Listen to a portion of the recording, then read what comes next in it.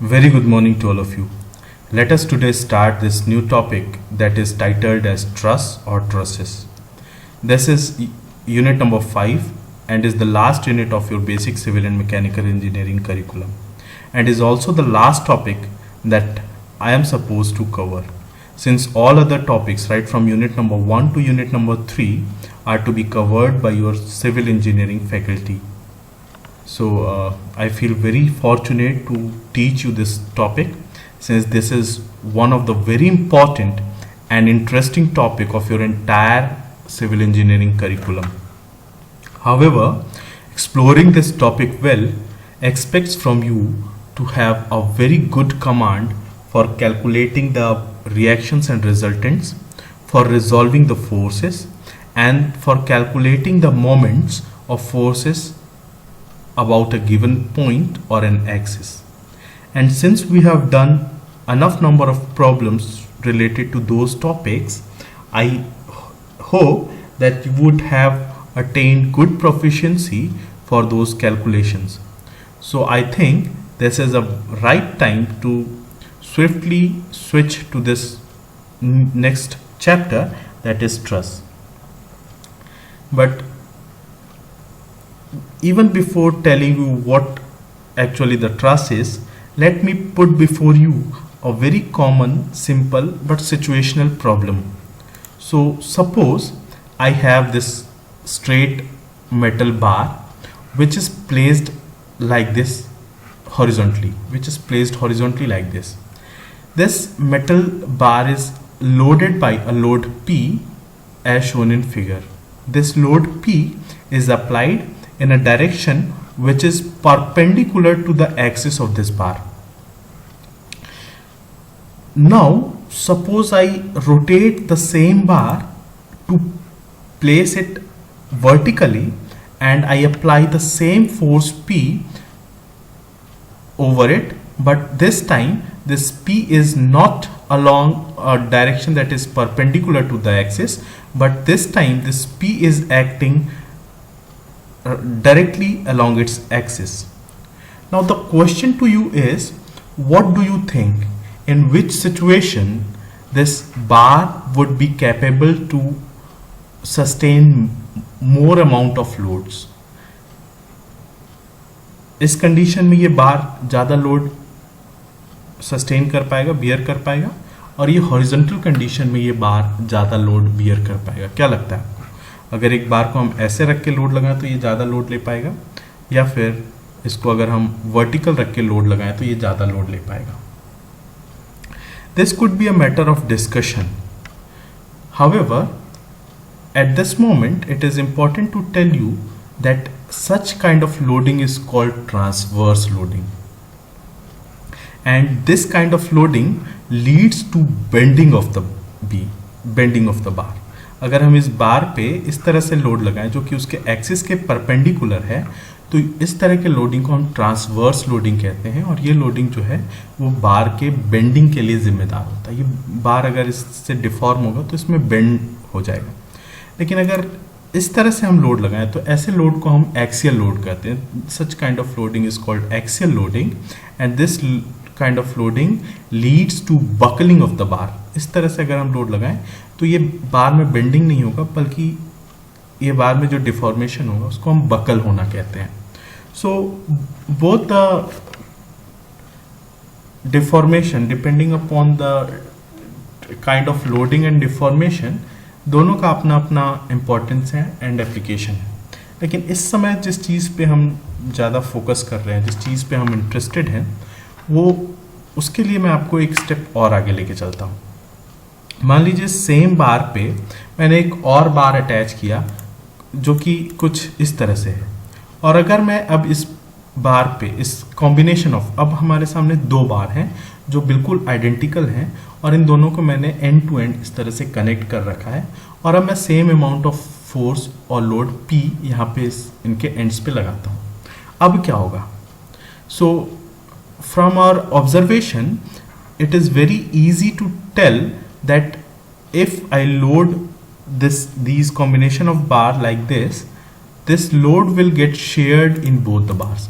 अगर हम इस बार पे कोई लोड P इस तरह से लगाएं, अप्लाई करें, तो ये लोड P जो है वो दोनों बार में शेयर हो जाएगा।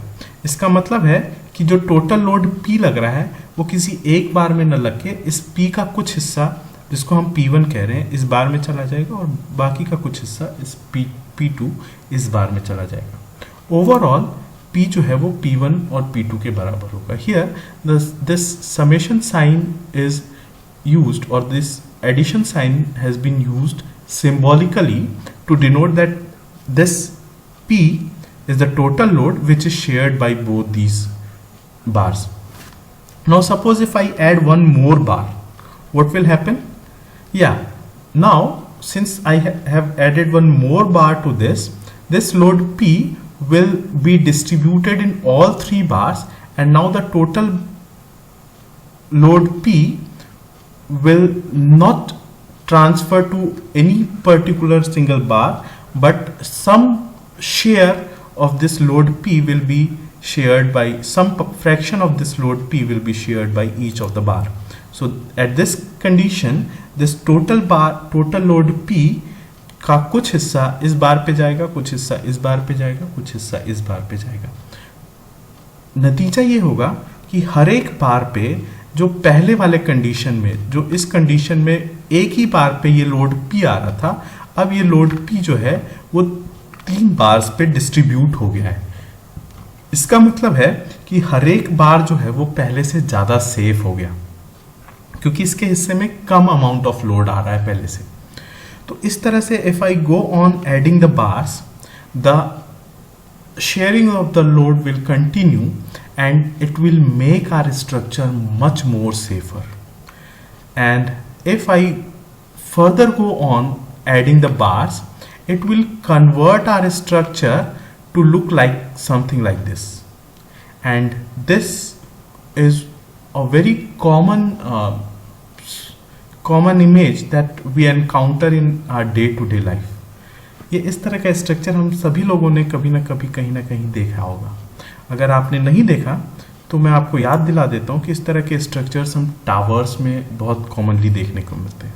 सो सच स्ट्रक्चर्स आर कॉल्ड ट्रसेस और truss structures.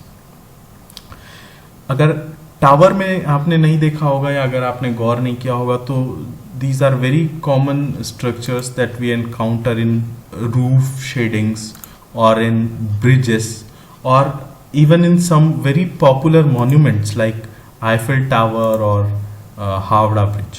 So in all those monuments, what common thing that you will notice is all these monuments are built up by several straight bars. All these bars are connected together to form a structure, and the importance of making such kind of structures is the prime advantage. However, ऐसे तो कई advantage हैं, but the prime advantage is its economy. हम इस तरह से straight metal bars को आपस में connect करके इस तरह का जो हम structure बनाते हैं वो मजबूत होने के साथ साथ हमारे लिए मटेरियल सेव भी करता है और इकोनॉमिकल भी होता है। तो सच स्ट्रक्चर्स आर कॉल्ड ट्रसेस। ये जो वर्ड ट्रस है, ये ट्रस डिराइव किया गया है एक जर्मन डिक्शनरी से, जो कि बेसिकली डिराइव हुआ है वर्ड ट्राउजी से। दिस ट्राउजी मीन्स बंडल और grouping together. So truss is nothing but a group of members, group of bars, इन बार्स को जिनको हम पॉपुलरली मेंबर कह लेते हैं। So truss is nothing but the group of several such bars that are joined together with the help of rivets or sometimes are welded also. So ऐसे कई straight bars को अगर हम आपस में join करें, end to end connect करें और उनको आपस में हम rivet से connect करें या फिर weld कर दें, तो ऐसा जो structure हमें मिलेगा वो truss कहलाता है। लेकिन ट्रस होने के लिए सिर्फ इतना ही ज़रूरी नहीं है कि उसमें स्ट्रेट मेंबर्स हों या स्ट्रेट बार हों जिनको हम रिवेट से या वेल्डिंग करके आपस में जॉइन कर दें। एक और कंपलसरी कंडीशन है ट्रस के लिए, और वो है इस पे लगने वाला लोड। आप कोई भी ट्रस स्ट्रक्चर उठा के देखोगे, the necessary condition to form a truss structure is that all the loads that are there in a truss should be applied only on its joints. अगर किसी ट्रस पे किसी मेंबर के बीच में कोई लोड लग रहा है तो ऐसे स्ट्रक्चर को हम ट्रस स्ट्रक्चर नहीं कह सकते हैं।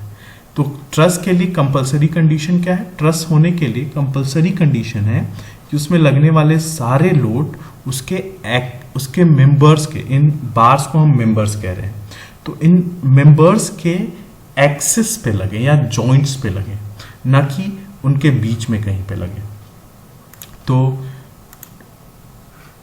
चाहे यहां लगे या यहां लगे, बट मेंबर्स के बीच में नहीं लगना चाहिए। तो for in a truss all the members are subjected to axial loading. अब अगर हम किसी जॉइंट पे अगर कोई फोर्स लगा रहे हैं तो ये फोर्स ट्रांसफर हो जाएगा उसके एक्सिस के अलॉन्ग। इसलिए हम कहते हैं कि किसी भी ट्रस में जो बार्स होते हैं उन पे लगने वाला लोड उनके एक्सिस के डायरेक्शन में लगता है, इसलिए उनको एक्सियली लोडेड बार्स कहते हैं। जैसे कि यहाँ पे ये लोड Q लगा है तो ये Q इसके एक्सिस के अलॉन्ग एक्ट करेगा। अगर यहाँ पे भी एक लोड Q लगा हो, यहाँ पे भी, अच्छा, ट्रस होने के लिए एक दूसरा कंडीशन है कि इस पे यूज होने वाले सारे बार्स जो है वो स्ट्रेट मेंबर्स होने चाहिए, स्ट्रेट बार्स होने चाहिए, ना कि ऐसे कोई स्पाइरल जैसा शेप नहीं चल पाएगा। अगर ऐसा कोई स्पाइरल जैसा शेप है तो अगर यहाँ इनके मतलब जॉइंट्स पे अगर कोई लोड लगे तो ये लोड जो है वो इसके एक्सिस के अलॉन्ग एक्ट नहीं करेगा, बल्कि इसको फिर से ये बेंड करेगा। तो ऐसे मेंबर्स को, सर्कुलर मेंबर्स को और कर्व मेंबर्स को हम अवॉइड करते हैं ट्रस में। ट्रस में होना क्या चाहिए? सारे मेंबर्स स्ट्रेट बार होने चाहिए। तो such kind of members are not at all desirable to form a truss. All the members in a truss should be straight bars. तो स्ट्रेट बार हो गया। अगला हमने देखा है कि हर मेंबर पे, जैसे यहाँ पे एक फोर्स लग रहा है Q, मान लीजिए अगर इस जगह पे भी कोई फोर्स लग रहा हो तो each of the member of a truss are subjected to two forces, इधर से भी इधर से भी। जरूरी, जैसे ये वाला मेंबर भी अगर हम कंसिडर करें तो ये Q जो फोर्स है, इस फोर्स Q का कोई ना कोई कंपोनेंट होगा जो इसके एक्सिस के अलॉन्ग एक्ट करेगा, तो वो इसका एक्सियल लोडिंग हो जाएगा। ठीक उसी तरह से P का भी हो सकता है कुछ शेयर जो है वो इसके एक्सिस के अलॉन्ग एक्ट करे। तो हर एक मेंबर जो है किसी भी ट्रस में वो दो फोर्सेस के इन्फ्लुएंस में होता है, और ये दोनों फोर्सेस चूंकि उसके एक्सिस के अलॉन्ग एक्ट कर रहे होते हैं, या तो अंदर की तरफ या एक्सिस में बाहर की तरफ, लेकिन चूंकि एक्सिस के अलॉन्ग एक्ट कर रहे होते हैं तो हम कह सकते हैं कि all the members in a truss are subjected to either in tension और इन कंप्रेशन। जैसे कि ये Q फोर्स और ये फोर्स मिलके इस वाले बार पे एक कंप्रेसिव लोडिंग लगा अप्लाई कर रहे हैं। अगर यही Q का डायरेक्शन बाहर की तरफ होता, इसका बाहर की तरफ होता, तो ये दोनों मिलके इस बार को एक्सटेंशन फोर्स इस पे अप्लाई करते। तो in a truss all the members are subjected to two forces, and because of those two axial forces every member is either compressed और आर टेंस्ड। तो हर मेंबर को या तो हम कंप्रेस कर रहे होते हैं या उसमें हम टेंशन अप्लाई कर रहे होते हैं। अब आपके दिमाग में ये सवाल हो सकता है कि अगर ये Q की वैल्यू इस वाले फोर्स से ज़्यादा होगी तो क्या होगा? अगर ये Q की वैल्यू इस वाले फोर्स से ज़्यादा होगी तो ये वाला जो जॉइंट है ये इस जॉइंट को इक्विलिब्रियम में नहीं रख पाएगा, बल्कि शिफ्ट कर देगा, इधर कहीं मूव हो जाएगा, जो कि हम नहीं चाहते, मतलब वो कोलैप्स हो जाएगा। तो चूंकि ट्रस जो है वो एक स्ट्रक्चर है, रिजिडली इसको स्टेबिलिटी के साथ खड़ा रहना ज़रूरी है, तो इसलिए इसके बार्स में लगने वाला सारा फोर्स जो है वो दूसरे एंड पे लगने वाले फोर्स से बैलेंस्ड रहता है, और इसीलिए हर मेंबर पे टेंशन या कंप्रेशन फोर्स लग रहा होता है। नाउ ये जो जितने भी बार्स हैं, इन सारे बार का क्रॉस सेक्शन जो है वो या तो सर्कुलर हो सकता है। क्रॉस सेक्शन मतलब अभी चूंकि 2D डायग्राम दिख रहा है आपको, अगर इसको मैं यहाँ से कट करूँ तो इसका जो सेक्शन दिखेगा, सेक्शनल व्यू जो साइड व्यू से जो दिखेगा, वो या तो सर्कुलर होगा, या I सेक्शन होगा, या H सेक्शन होगा, या L सेक्शन होगा, या रेक्टेंगुलर बार होगा, या स्क्वायर बार होगा, लेकिन वो जनरली सॉलिड बार्स होता है। ये most of the times these are made up of steel or some other heavy metals. कभी कभी कहीं पुराने समय में लकड़ियों के भी ट्रसेस मिले हैं, बट मोस्टली मेटल्स के होते हैं।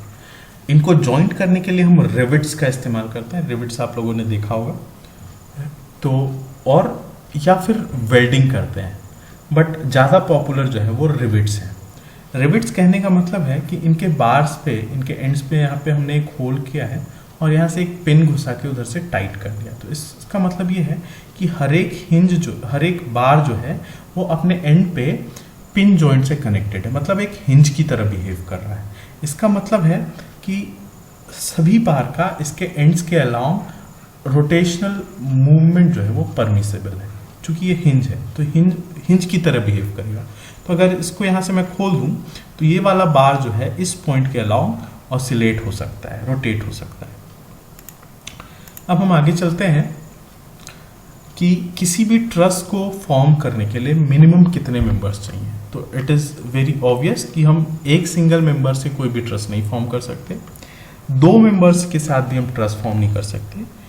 हाँ, अगर हम 3 मेंबर्स को आपस में इस तरह से कनेक्ट करें तो this will form a truss. तो to form a truss minimum number of members that are required is 3। तो कोई भी ट्रस्ट बनाने के लिए कम से कम 3 मेंबर्स चाहिए। 2 मेंबर्स के साथ ट्रस्ट नहीं बन सकता, एक के साथ तो बिल्कुल भी नहीं बन सकता। मैक्सिमम कितने मेंबर्स हो सकते हैं ट्रस्ट में? तो देयर इज नो लिमिट, कोई लिमिट नहीं है। आप अपने हिसाब से, अपनी ज़रूरत के हिसाब से, अपने एप्लीकेशन के हिसाब से और अपने स्किल के हिसाब से आप मैक्सिमम नंबर डिसाइड कर सकते हो और अपने एप्लीकेशन के हिसाब से, लेकिन मिनिमम आपको 3 रखना ही पड़ेगा। तो the simplest form of truss is made up of 3 members, those are connected with pin joints, मतलब हिंज जॉइंट्स।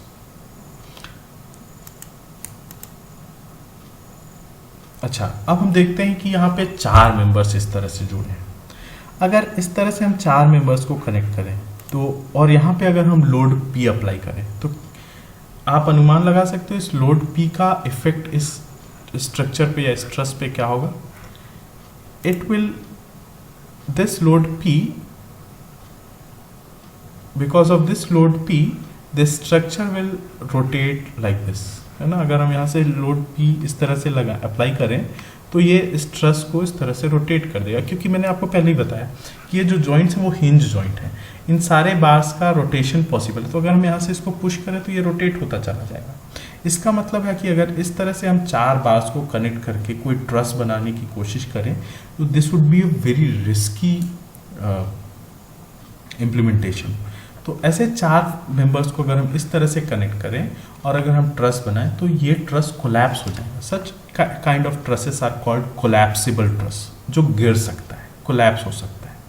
अब अगर हम चाहते हैं कि ये ट्रस्ट कोलैप्स ना हो तो इसके लिए क्या करना पड़ेगा? इसके लिए हमें जो सिंपलेस्ट ऑप्शन समझ में आता है वो है कि हमें इसमें एक और बार ऐड करना पड़ेगा। अगर हमने यहाँ पे एक और बार ऐड कर दिया, अब अगर इस पर हम यहाँ पे लोड लगाएंगे तो चूंकि ये हालांकि ये अभी भी हिंज जॉइंट है, ये रोटेशन परमिसिबल है, लेकिन ये वाला बार जो है वो इसके रोटेशन को रिस्ट्रिक्ट करेगा। तो such kind of trusses are called rigid truss और नॉन कोलैप्सिबल ट्रस। तो ये पिछला वाला जो था वो कोलैप्सिबल ट्रस था, ये अब हो गया नॉन कोलैप्सिबल ट्रस। अच्छा, जरा अनुमान लगाओ कि इसमें अगर मैं एक और मेंबर ऐड कर दूं इस तरह से, अब ये क्या होगा? क्या अब ये रिजिड होगा या कोलैप्सिबल होगा? कोलैप्सिबल होने का तो सवाल ही नहीं उठता है। हालांकि ऐसा ट्रस्ट भी डिजायरेबल नहीं है, इसको हम बोलते हैं over rigid truss. Now can you guess why it such kind of trusses are not at all desirable? ऐसे ट्रसेस डिजायरेबल इसलिए नहीं है क्योंकि ये अननेसेसरी, ये हमारे ट्रस्ट की स्टेबिलिटी में इसका कोई खास योगदान नहीं है इस एडिशनल मेंबर का। हाँ, ये हमारे ट्रस्ट का वेट जरूर बढ़ाएगा, हमारे ट्रस्ट को कॉम्प्लिकेटेड जरूर करेगा, और सबसे बड़ी बात कि ये हमारे ट्रस्ट को के एक्सपेंस को बढ़ा देगा, ट्रस्ट को ज़्यादा महंगा बना देगा, खर्चीला बना देगा। तो इंजीनियरिंग में we always try to minimise the costing and save the material. तो ऐसे ट्रसेस हमारे लिए बिल्कुल भी डिजायरेबल नहीं है। ऐसे ट्रसेस को हम बोलते हैं ओवर रिजिड ट्रस। और जो हमने सबसे पहले देखा था, ऐसे ट्रस भी हमारे लिए इंजीनियरिंग में डिजायरेबल नहीं है, because such kind of trusses are called collapsible truss. तो we always prefer to build rigid truss or non-collapsible truss, or sometimes they are also called as perfect truss. तो engineering में हम हमेशा prefer करेंगे कि हम रिजिड ट्रस या non collapsible truss ही form करें। अब आप आइडेंटिफाई कैसे करोगे कि कौन सा ट्रस रिजिड है, कौन सा कोलैप्सिबल है, कौन सा कोलैप्सिबल है, कौन सा ओवर रिजिड है, कैसे आइडेंटिफाई कैसे करेंगे? तो there is a mathematical equation that tells us whether the truss is rigid, over rigid or collapsible, and that equation is m plus 3 equals to 2j. Here this m stands for member, number of members, and this j obviously stands for number of joints. So all these bars are called members of a truss, and all the joints are called joints. So can you count the number of members in the truss shown? Here in this truss there are 1, 2, 3 and 4 members. So the number of member for this truss is 4. However, the number of joint is also 1, 2, 3, 4. So the truss shown in this figure has 4 members and 4 joints. So let us try to satisfy this equation for the given number of members and joints. So this 4 plus 3 is equal to 7, but this 2 into 4 is 8.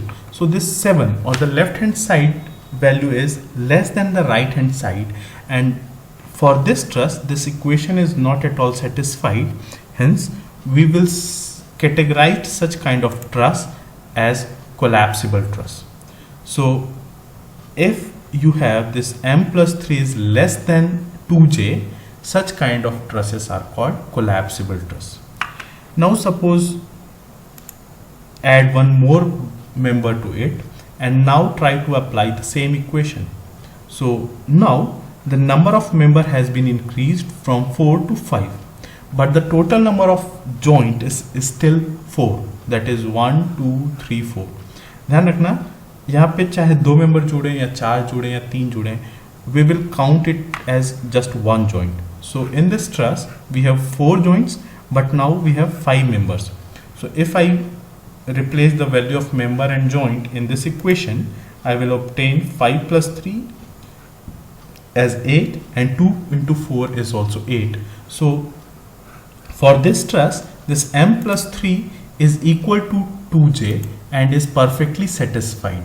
So such kind of trusses are referred to as perfect truss or rigid truss or non-collapsible truss, and these are the preferable ones.